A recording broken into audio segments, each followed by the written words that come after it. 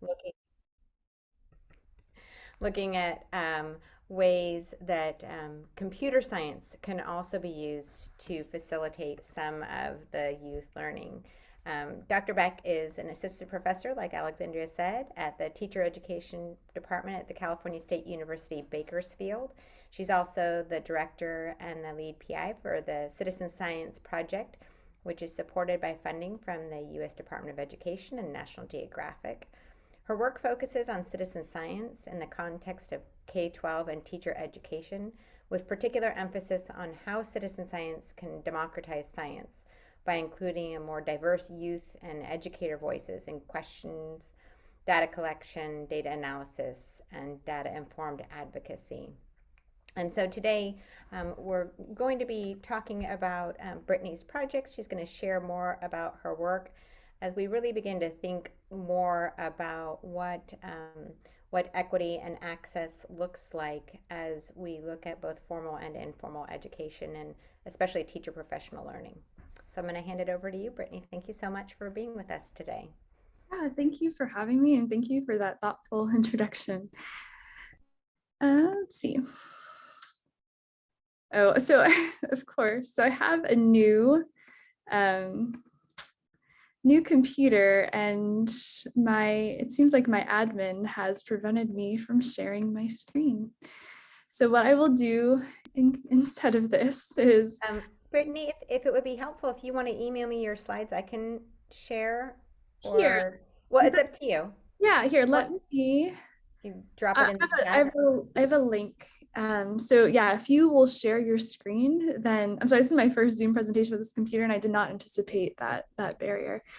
So if you could share your screen, we can walk through it that way. And Alexandria, I'm so sorry. Would you mind making me a co-host? There we go.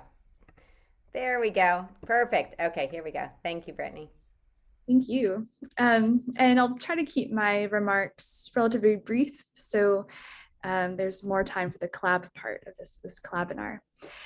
So you've already gotten somewhat of an introduction to the work, and I'm going to talk about the intersections of citizen science and teacher education in terms of how we've iterated our work over the past 4 years through both a grant from the United States Department of Education and then a more recent grant from the National Geographic Society. All right, go to the next slide. So the core mission of the Citizen Scientist Project, which houses both of those grant initiatives, is to build capacity for citizen science and teacher education. You can go to the next slide. Now, citizen science is a relatively new term, especially for our school district partners with whom we work. And so some of the more familiar ways that we've described the work of citizen science and ways that better speak their language is to enable teachers and students to apply CSTEAM competencies to identify and address issues of community concern, to develop multi-stakeholder and multidisciplinary partnerships between teachers, students, scientists, and community agencies, and then to ultimately democratize science by including more diverse voices in data collection, data analysis, and data-informed advocacy. Now, we are a Hispanic serving institution in terms of the teachers with whom I work. In both our residency programs and our traditional programs, 77% of them are teachers of color. They're predominantly Hispanic and Latinx. 66% of them are first-generation college students, and around 12% are undocumented students. And so these are students who are coming in generally to our program, especially our elementary educator program, and not feeling like, one, that they are science people, that they don't come in with a strong background in science, and two, they feel like they are kind of historically marginalized by our system of education broadly.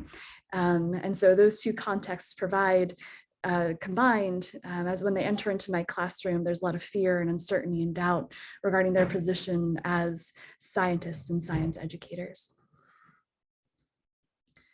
Now, to do maybe a finer grain approach, and this is the topic of some of the main questions I want to pose to you all at the end of this Collabinar. These are the when we think about citizen science lesson planning, these are the features that we're looking for. So we haven't necessarily settled on a particular lesson plan template yet or common approach across our programs, but we have rubrics and citizen science residency seminars built into both our methods coursework in science and mathematics. And then for our current high coursework, it's a third space that we've created outside of their coursework and their clinical practice experiences to engage in the work of citizen science. But when we talk to them, we look for these three features. So one, foremost, is storytelling about an issue of community concern. And in that phase, we foreground English language arts, encouraging students and teachers to share their own experience with an issue, engaging existing stories in the community related to that issue. With NGSS, we emphasize gaining initial exposure to the issue through the 5E model of instruction, specifically in the engage, explore, and explain phases. And then we have data collection, analysis, and/or visualization.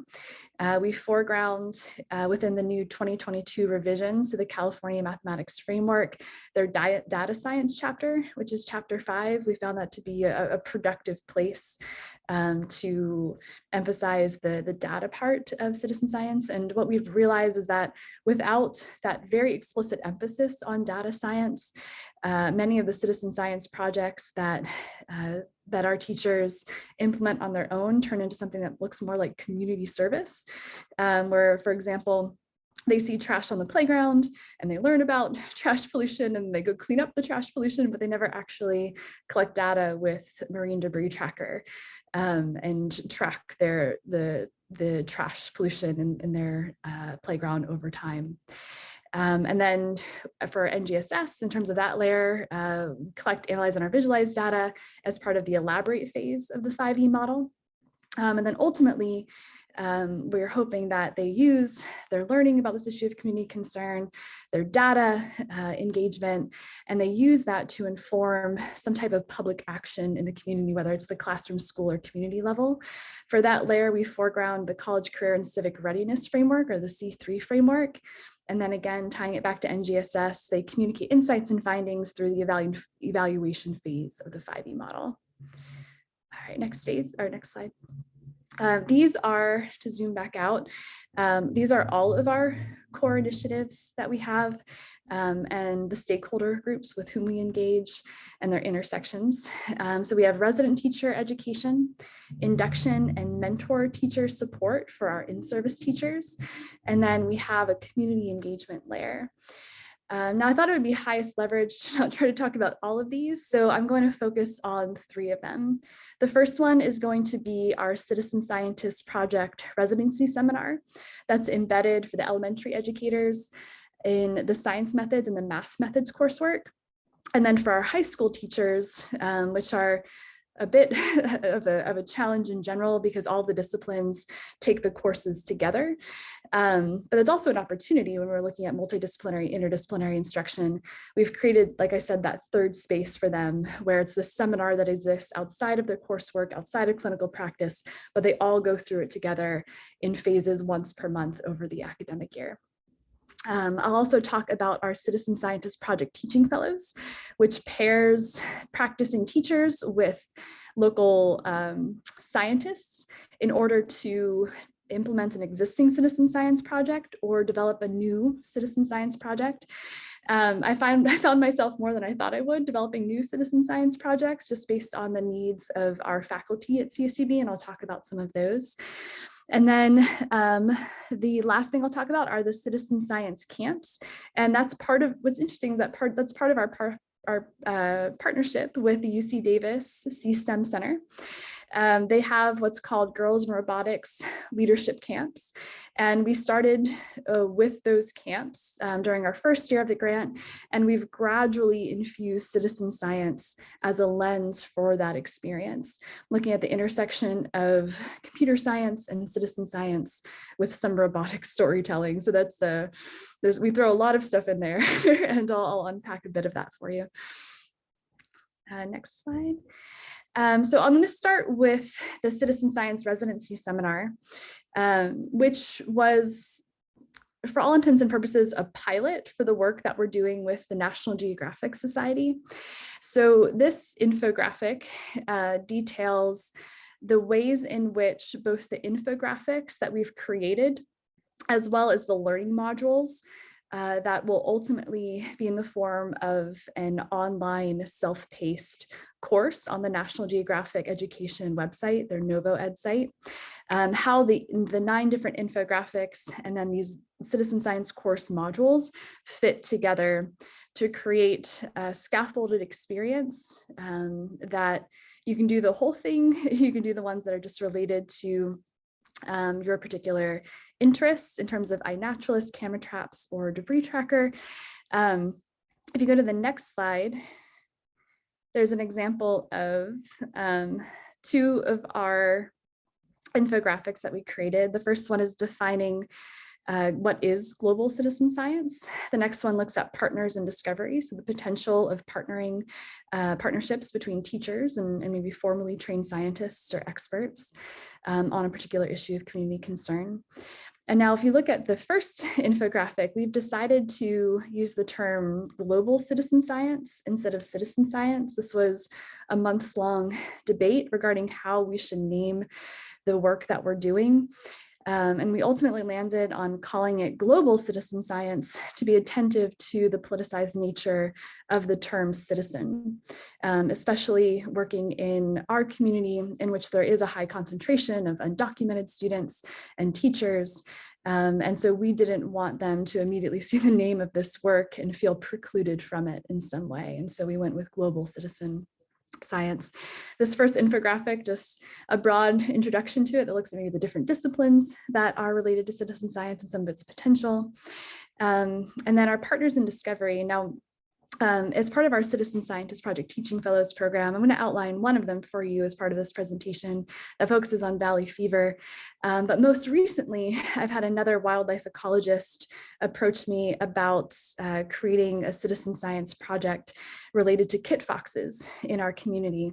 And he came to me and he said, hey, I heard you do citizen science. I think my work aligns with it.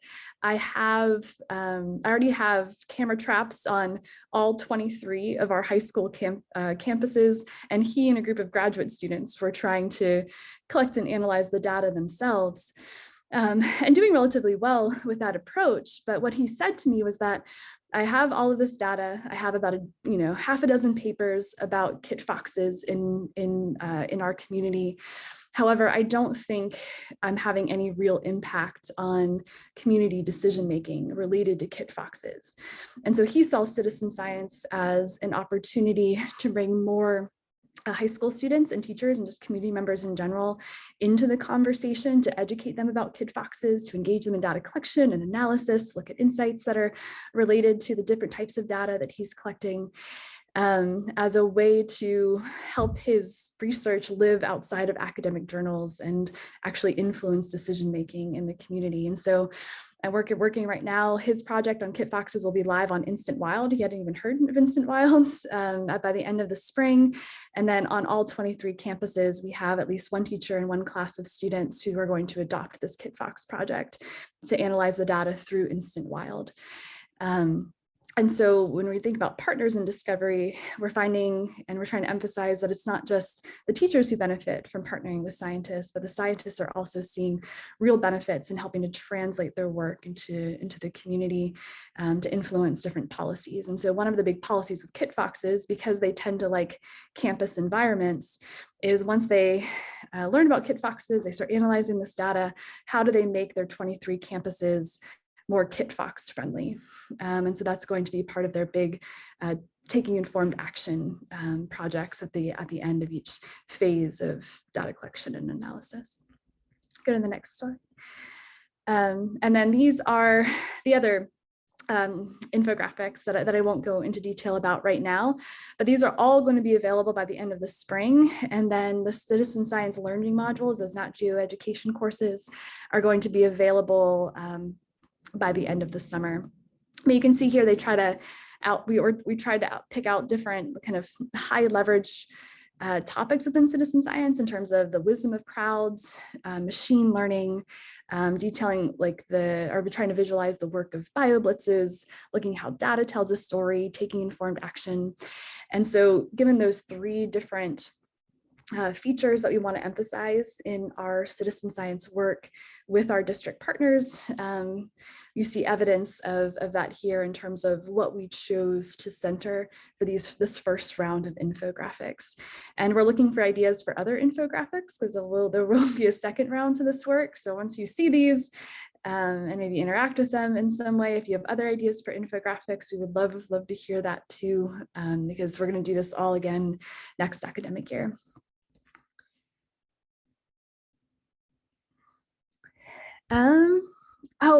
So I sent the wrong presentation to you, I think. No, maybe it's the right one. Okay, so here are, I don't remember putting this slide in here. So in terms of opportunities in teacher education, we see that most of the citizen science work has been done, at least in our community, in informal environments. And so bringing it into formal education, we found it's helped us to operationalize, visualize, and amplify the work of citizen science a bit more. To include citizen science and teacher education methods coursework as a way to highlight some of the intersections of the different disciplines. So even though our citizen science seminars are embedded in the science methods and the math methods coursework, we're attentive to the interdisciplinary and multidisciplinary nature of the work of citizen science, because we don't see a lot of opportunity for that, at least in terms of our initial assessment within our program in general. The disciplines, as they learn it and as they practice it, tend to be quite siloed. So the presence of citizen science is moving towards an interdisciplinary approach to just education in general, and not just in the context of science and math education. And then we see it as an opportunity to develop spaces in teacher education programs for this type of multidisciplinary field-based experiences that move teachers and students through these different phases that we outlined. And then, like I said, connecting teachers with local scientists and community agencies for the development of a new citizen science project or the creation of a new one. Next slide. And so this, the reason why, so when I was writing both the United States Department of Education grant, which was a teacher quality partnership grant, one of the competitive preference priorities was for STEM education.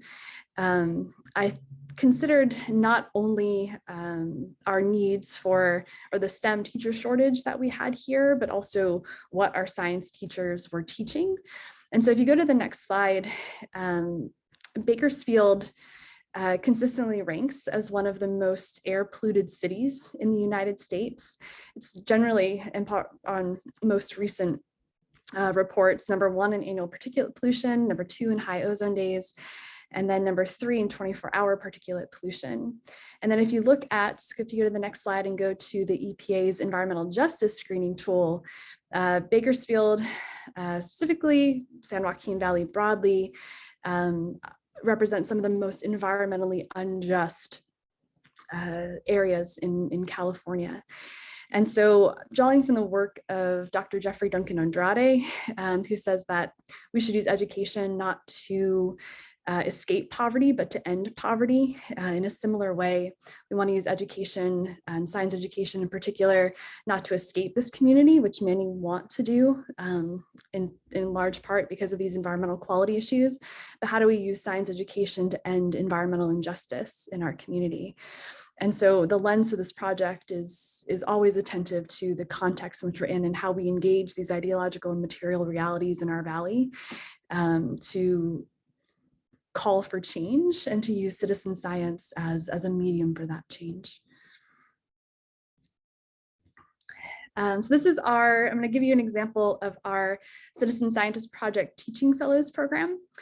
And we're going to look at some of the narratives from the scientist who's involved, a mentor teacher, and then one of our residents who was part of this trio, our curriculum trio, to develop and implement this project. Now, the origin of this project, similar to the Kit Fox project, was Dr. Antje Lauer, who you're going to meet shortly. She came to me and also said, I don't have a lot of experience with citizen science, but I heard you do work with citizen science. I think my project might be a great fit. And because valley fever in our community, while it's endemic to our community and has been for quite some time, there are many misconceptions about it. It often goes undiagnosed, misdiagnosed. Doctors miss it because many of our doctors come from outside of our community. Patients don't necessarily know the right questions to ask or the right symptoms to look for. And so symptom progression that could be stopped early on progresses into life-threatening situation. And so she thought that partnering with us to develop a citizen science project on valley fever not only helps to educate our students about it, but also kind of gives them some tools and some agency to better identify it in their lives and their families' lives. And when we polled students regarding how many of them had either had valley fever themselves or knew someone who had valley fever, 87% of 168 high school students either had it or knew someone who had it. And so it affects them, but they just don't have a lot of info. And so this project is also educational in that way. Now, when you go to the next slide, and so this is what this kind of partnerships look like, because it is complex and we have lots of different people at the table. So we have the residents and mentor teachers on the right side. For this particular project, both Kate Lopes and then Oscar Delgado were our mentor teachers. Wade Ancheta Harrell was our resident teacher. And then on the left, you have our trained scientists, both in teacher education as well as in valley fever. So Antje Lauer was our valley fever expert. She's a biologist. We worked with Dr. Evan Lanuza from the Valley Fever Institute, who also really wanted to be involved in our project and help the education side. And then two of our teacher educators, Dr. Corey Mathis and Rachel Harless.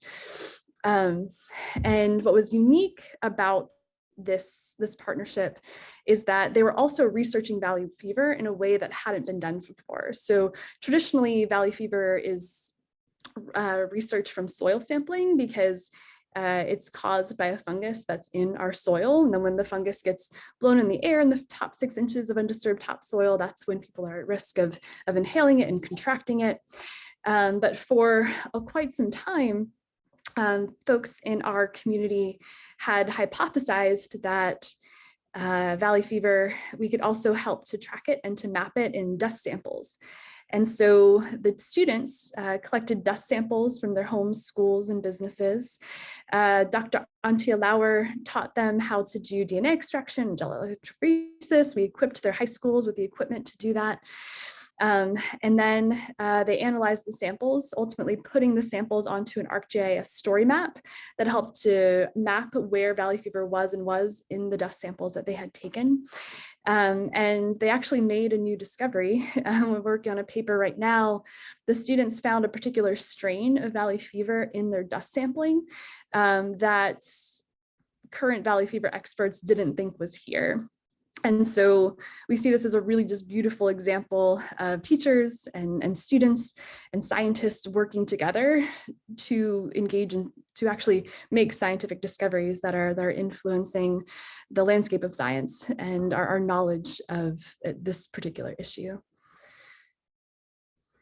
All right, so they're all going to start talking at once. So you're going to have to pause one of them and then you'll play the scientist first. This is Antje Lauer. You might have to adjust the sound. Oh, I can't hear the sound. Sometimes you have to share it with sound, like you turn it. Sorry, I think it's because I'm muted and I'm sharing. Oh, okay. Let me unmute myself. So hello, my name is Antje Lauer. I'm a professor at California State University, Bakersfield. I'm in my lab right now, and I'm part of the citizen science project, dust sampling for the valley fever pathogen. And I'm supporting several teachers here in Bakersfield, California. And I had the original idea on the project because I feel that there is severe education need on valley fever. Even though we live here in an endemic area of the pathogen, a lot of people are not educated about the pathogen and are often misdiagnosed, and patients are not asking the right questions. Their physicians don't know all the details. So I feel that there's a lot of need in educating the public about valley fever. So I thought about how can I reach and improve this kind of situation. So I know that kids are eagerly interested in learning modern techniques and how are pathogens identified. You know, we have all these molecular tools out there.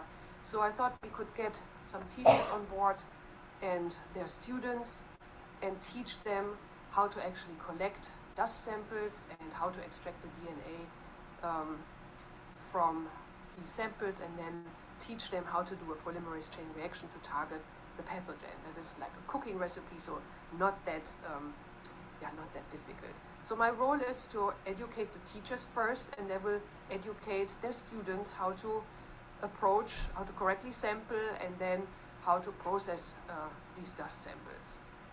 Yeah. So overall, I think this will be good for collecting a large data set over time, and then use ArcGIS to make a map that can be updated over the years. Hopefully the project will be growing, and then we can make it available to everybody who is interested in learning which areas in maybe Kern County or beyond are often experience seasons where the valley fever pathogen can be found in the air, in dust. Yeah? And what does that mean? And we might be working on this in the future and carve out a few side projects. But this is basically it. So I'm responsible for the techniques, the methods, and I can always be there for consulting and help. And I'm also I can also be consulted for learning about the ecology of the pathogen and such. Okay, thank you.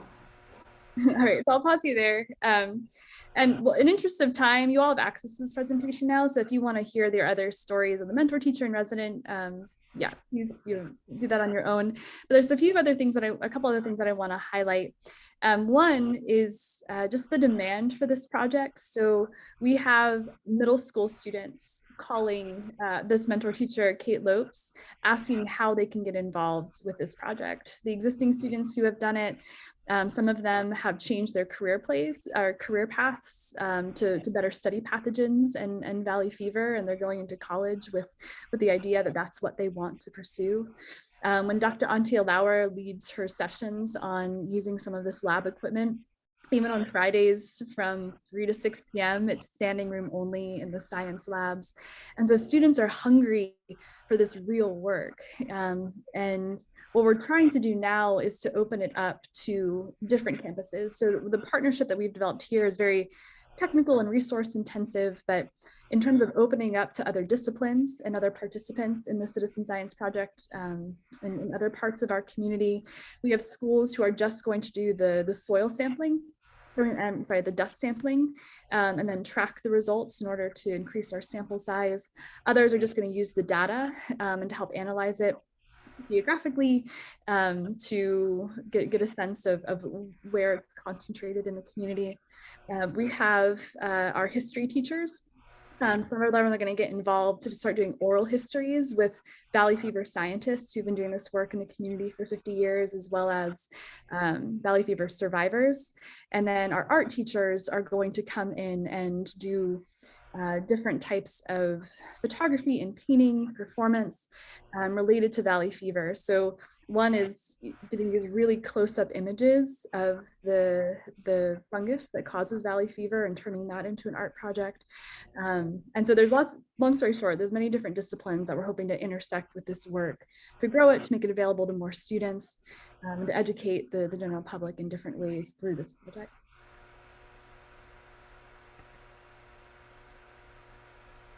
All right, and here's just some quotes from the teachers and that have participated so far. We have now my incoming sophomores and juniors are talking about the project, asking, when do we get to be part of it? It's really blowing up. And then this teacher talks about how it's been research driven on the kids' part as somewhat of like a flipped learning module where kids are collecting the data and coming into the classroom to talk about it. And this teacher is discussing how it brings up the awareness that we are living in a place where this is going to be relatively common, and there are things that we can do to mitigate its impact. And if you see this map right here, it's part of a climate change warming scenario, and anticipating that valley fever, which is endemic to our community and other communities in the Southwest, with global warming and with this change in climate, it will likely continue to spread across the United States. So when you're hearing about valley fever and its impact in our community with climate change, it's likely to increasingly impact more and more communities. So what's a local issue may, if left unchecked, become a national or international issue. Now this is, so that's our fellows program. And then this is some integration into our science methods coursework. What I'm gonna put another what is it called, a link in the chat. And this link, we've started to house our citizen science seminar work through ArcGIS story maps, because it helps us to keep it place-based. And so this is the Kern High version of the citizen science residency seminar that was really tailored to this cohort's needs. They learn about the Citizen Scientist Project, they define citizen science, they look at some of these existing citizen science projects that are happening in Kern High School District. Our colleague Justin Jansen, he forgot to submit a photo and that looked most like him. So we used Ryan Gosling. They actually, what we found too is that before they even think about doing this work in the classroom, we want them to experience what it means to be a citizen scientist. So on the Become a Citizen Science tab, it walks them through participating in both Debris Tracker and iNaturalist, which we found as the easiest entry points. And so without even thinking about how they're teaching it to students, we just want them to discover the joy of citizen science. And so we have them do that. Only after they do that do we start talking about how they can apply it to their specific content area, and then unpacking some of the data science piece. And this is actually, we're iterating it over the course of the semester based on some of the trends that we're seeing. And so we're going to continue to add more tabs.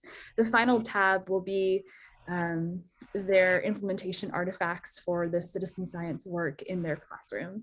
They're required to take videos, upload student artifacts, engage in reflection as the final piece of this seminar. All right, you can go back to, and then the elementary version looks like that, but just focuses on our more of our elementary initiatives. All right, pause this. Measurement or so this is one of the artifacts that we ask our residents to submit as part of the data-informed advocacy module, and this is one of our elementary teachers. I chose this video, and I don't think I'm going to play it the whole thing again in interest of time. I realize I've just long-winded, but what's interesting and why I pulled out this example is in part because there are a lot of things that this particular candidate gets right about data, but there are also some enduring misconceptions.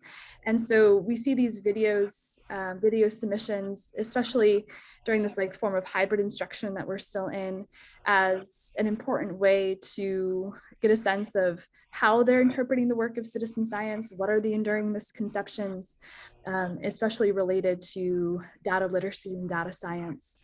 And they help us to then develop a plan of action for how to continue to address those, or to figure out how we address them differently the next time we do this work. At the same time, we are engaging in these collaborative dialogues with them to help them iterate their citizen science instruction in the classroom.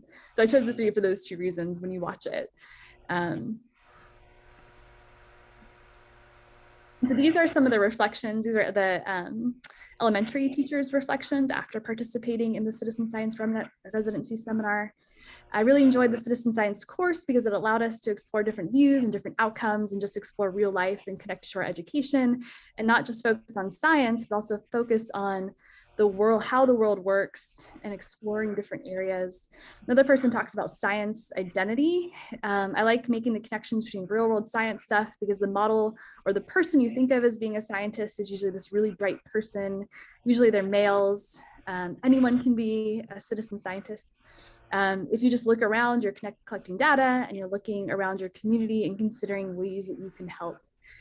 So we see that as developing some shifts, especially focusing on the real world issues and their own identity as people who are capable of engaging in the work of science.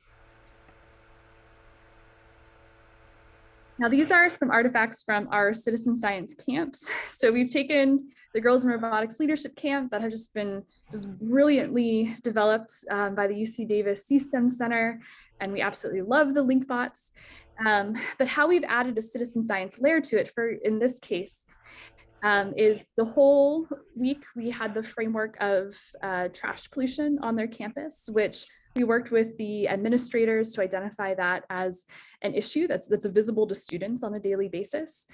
And so on the first day, we take them through a design thinking experience where they look at trash pollution on their campus. They define the problem and stop there in terms of the design thinking element of it. We then have them do the citizen science project on the first day with debris tracker. So this is on the bottom left-hand corner. That's a student documenting the trash that she's found on campus.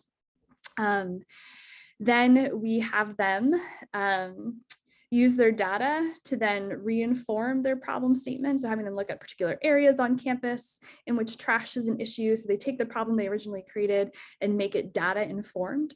From there, they then ideate solutions. They choose one solution to focus on for the rest of the week. And then the remainder of the week is focused on telling the story of the problem, their solution, and what the world looks like or what their school looks like if their solution works. And they tell the story through these little guys or little things called link bots, which the student is working with in the upper right. They code the link bots. And the link bots are the actors, and they're given a budget for the whole week. They have to pay the actors, they have to pay for supplies and set design, but they are the ones who write the script. They do all of the directing, they do all of the video editing, all of the coding. By the end, they have this 3 to 5 minute video that tells the issue of the story of community concern in ways that are informed by their data collection. And this week was interesting because the first day, Marine Debris Tracker didn't work. And so we collectively pulled it up on the board, and I pulled up Marine Debris Tracker's Twitter account, and we messaged them to let them know, hey, you know, our data entries are not being geotagged and not saving. And we had helped them identify a bug. And that was like the perfect launching point for talking about bugs and iteration. And even these big projects and companies get bugs that they have to work around and make changes to their code in order to address. And so that was something that was kind of happened by accident the first time, but as an example and somewhat of a learning experience that we're going to continue to use as part of the program to help them see this like computer science dimension of citizen science work and making data collection analysis accessible to broader populations through apps. And this is an example. Let's look at the time. You can watch a little bit of it. This is one of, so by the end of the week, they have to develop a 3 to 5 minute video. And this is one example from a student group regarding how they use Marine Debris Tracker to inform a solution.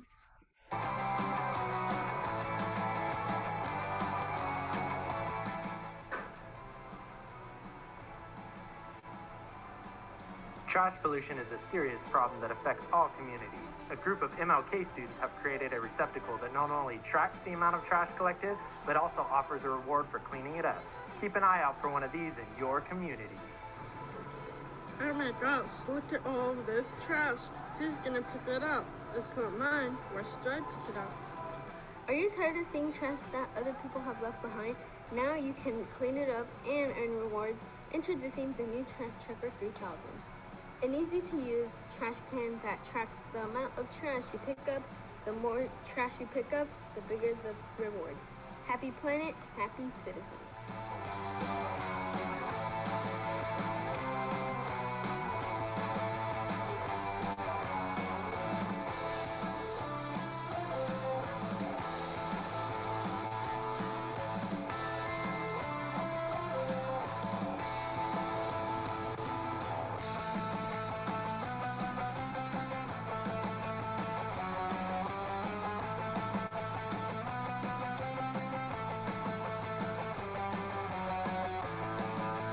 All right, you could probably pause there.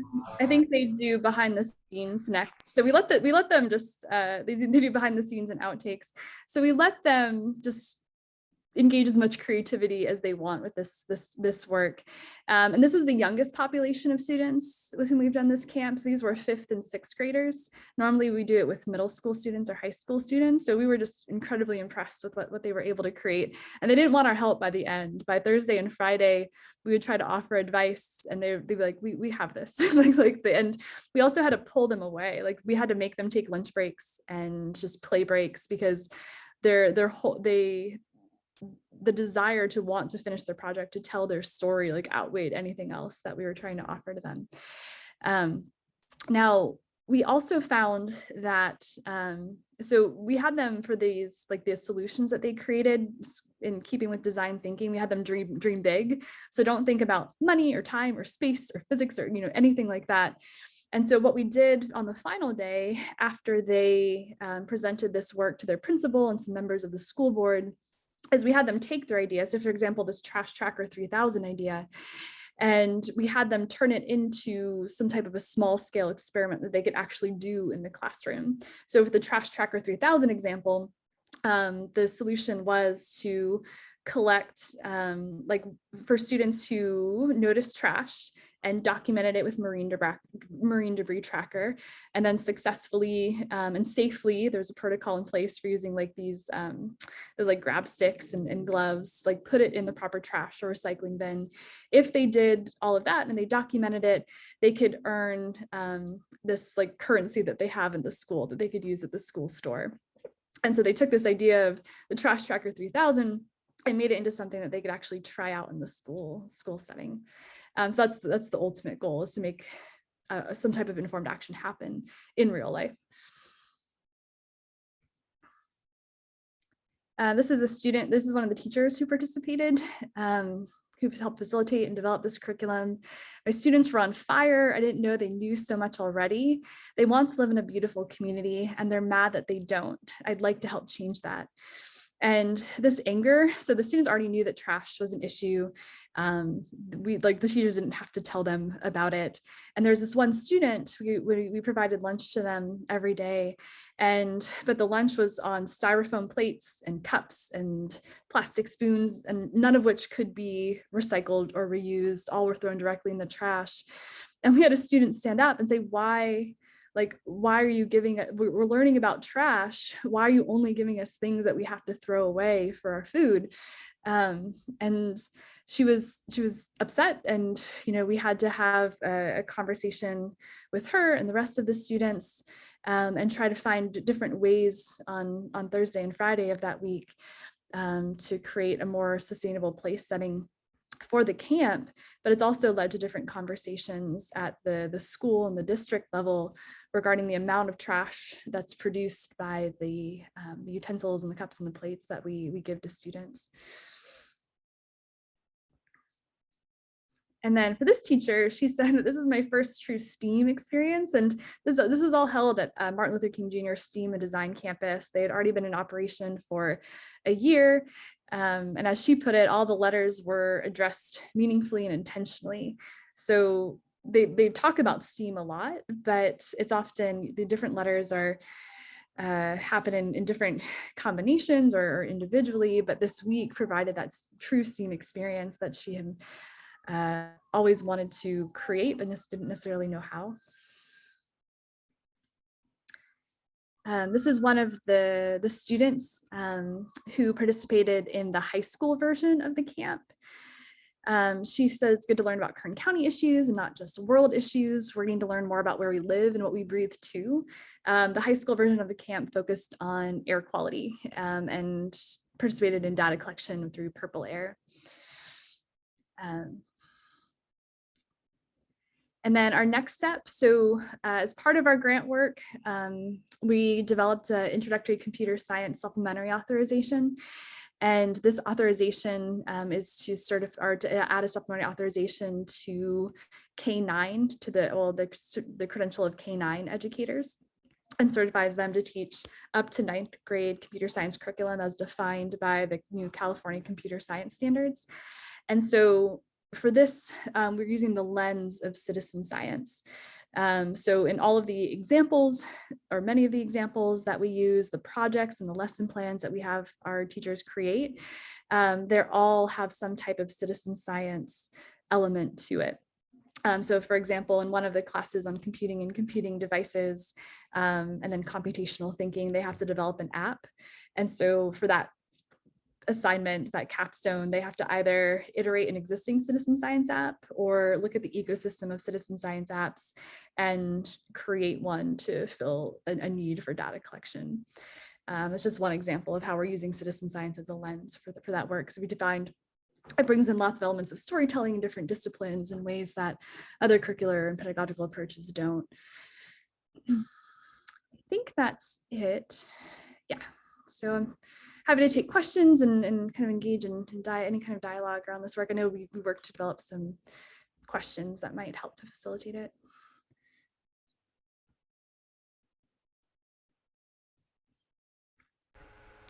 Yeah, thank you for that. I know one of the questions, Brittney, that you had brought up was the idea of lesson planning, lesson plan templates. How do you operationalize core citizen science competencies and practices? I know that's something that at our center we've talked often about. How do you standardize something that by nature is not cookie cutter in its formatting and more based on student observations and student wonderings? So just gonna throw that question sort of out to the group of how do you operationalize something like a community-based citizen science project, especially when it comes to teacher residency, professional learning, professional development?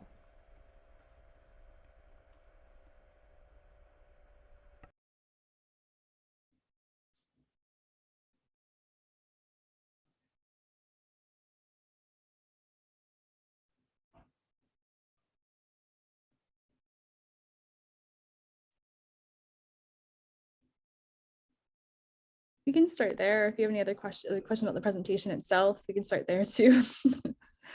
that was a weighty question. I think one of my questions for you, Brittney, is I know that you have had this as a component for pre-service methods courses. Have you seen much uptake for teachers who ran through that pre-service program take up projects independent of a more mentor-led or facilitated type of a program? Yeah, I just had one recently. So it was one of my former elementary pre-service teachers, and she teaches first grade now. And she was doing a unit on the different parts of a plant. And as her students were creating the models of the different plants that were in her in the schoolyard, she like in the moment realized, oh, seek a naturalist, this would be a great fit for not only learning the parts of the plant, but also helping to identify the different plants in the schoolyard. And so she's in her first year of teaching. And so the next day she came prepared to extend the lesson as part of the elaborate phase of the 5E model using Seek with the students. That's a most recent example. But I think right now, in terms of uptake, it's happened more at the high school level than it has at the elementary level. There are teachers who have applied to be part of our Teaching Fellows program. They're continuing to stay engaged with the Valley Fever project. And now when they hear about this Kit Box project, they were the first on the list to sign up to be a part of it. But at the elementary school level, I mean, I think that's just common experience nationally is that once they leave our program, there's like this inertia in the elementary classrooms to just not teach science at all. And so I had a conversation with a group of our mentor teachers, because they weren't even teaching science with our elementary educators in our program.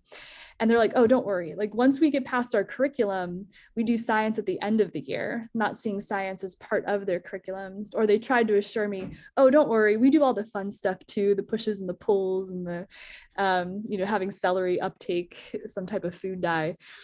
And so I think we're still in a space where our elementary educators, even though we're preparing them in our context, once they leave us, especially being new teachers and untenured, they tend to just do what their partner teachers are doing in order to not cause any waves.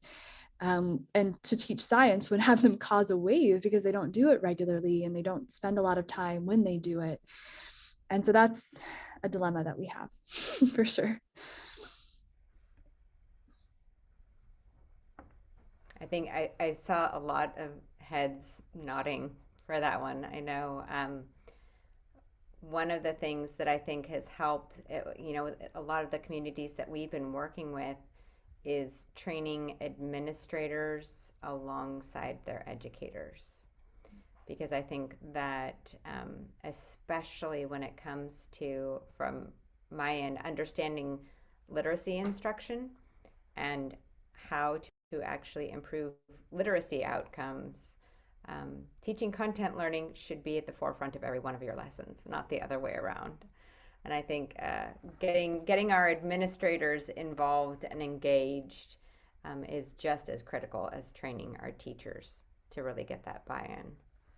Yeah, that's part of our next phase, is thinking about in-service teachers and admin through the SEED grant, perhaps. And then the induction phase too, really zooming in on those first 2 to 3 years of them being the teacher of record in the classroom, and what supports and scaffolds and iterations and just reflective spaces do they need to continue to practice this, even when they're put in environments where practicing it is hard. And I see the question from Sarah regarding rigid curriculums, and that's why in those examples of the different disciplines that are foregrounded, we found a home for it within the 5E model of instruction that's used by our partnering school districts.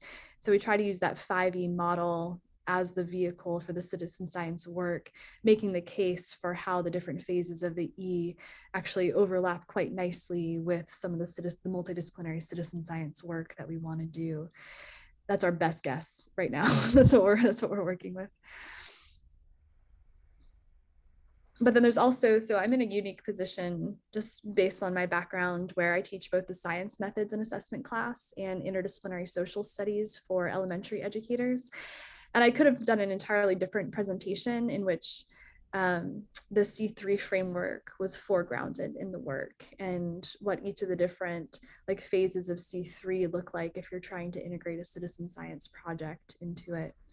But I chose to instead make it science forward, because I also have my social studies educators do citizen science as well.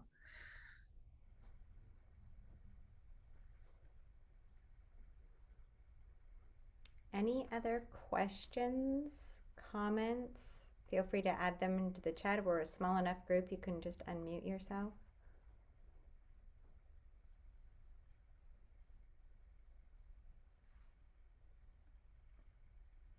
I have a question about some of your more local focused issues like valley fever specifically, are you planning, especially at the high school level, on engaging different grade levels through different content areas? I think, students get very excited as freshmen coming in and engaged in this type of a project. Is the plan to be able to roll up and connect to different content areas, or is it going to stay focused on one particular grade level or content? Right. So right now it was piloted in a biology course, an environmental science course, and then a PLTW biomedical course. And so each of those teachers took this same project and foregrounded their discipline. And then what was cool is that at the end of the pilot, we had the students and teachers come together to share their learnings from the different disciplines and or disciplinary perspectives. And so, as I mentioned, the next phase is to integrate history, to do some oral history about valley fever work in the community, to add that to the ArcGIS story map as a layer to it, and then to layer in art as well. And then we also have math teachers who are really, so data science or quantitative reasoning is one of the new, possible ways to meet the A through G requirement. And so we have all of these data science courses from local high schools. The first one to start one was at South High, and they tried to do the whole course with just just different data that they had access to, but it was not real and wasn't relevant to the community. And so for both the Valley Fever project and the Kit Fox project, they're like, just give us your real messy data, and we want our kids to work with it. And so that's going to be part of the math integration. Oh, Julian? Yeah. Hi, thanks for your presentation. It's really interesting. I teach at Sac State, so go CSU. And we think a lot about the feeder programs into our major environmental studies. So I'm kind of on the science side, but I was just thinking about whether and how you're able to track the students as they exit the K through 12 system, and what kind of choices they're making, and in terms of interest in STEM fields, and how to get them more involved in environmental science at the higher education level. Yeah, no, that's great. And that is a more explicit part of the next phase of our program. So we're in year 4 of a 5-year grant. And the first 4 years have just been iterating our intervention, which was wildly disrupted by a pandemic. And so 1.5 of those years were just figuring out how to put it all online. But year 5 is when we start measuring, more explicitly measuring and tracking the students who engage with our program. Now that we have a better sense of the intervention that we want to do with teachers. But I can say that we've done interviews and surveys with all of the students who have participated in the Girls in Robotics leadership camps that have a citizen science focus to them, as well as this latest batch who are doing the Valley Fever and the Kit Fox science work. And preliminary results suggest that one, it's increased their confidence with science. It's increased, we've done some skill-based assessments, and it has increased their competencies with different scientific content and protocols.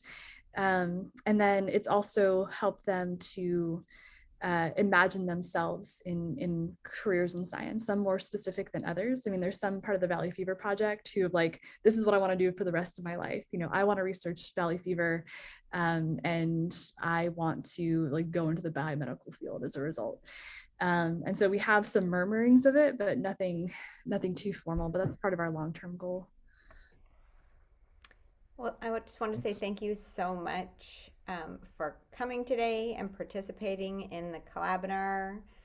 I really appreciated being able to hear more about your programming and all of your work. Alexandria, I don't know if you had any closing remarks before we let everyone go.